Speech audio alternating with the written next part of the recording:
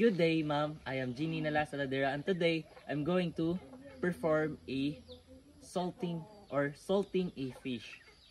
And I have here an ingredients. First is a salt.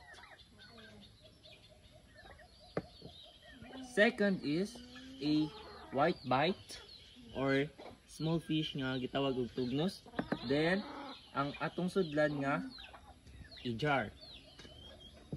Now this white bite is already washed or ginawa na ni Siza. So the first process is going to add the salt here in a white bite.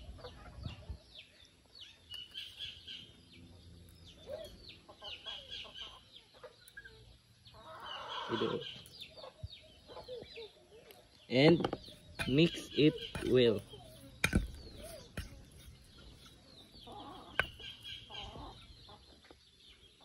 Add more if wangan.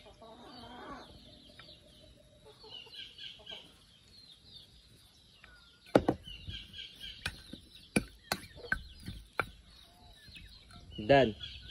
And then open the jar for you to put the mixed white bite. This jar is already washed na. Hugasan na.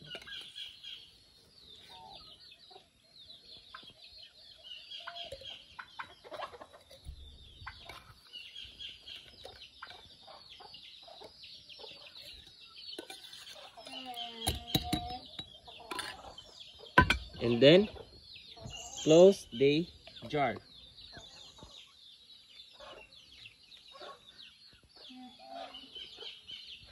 That is the salting method in fishing.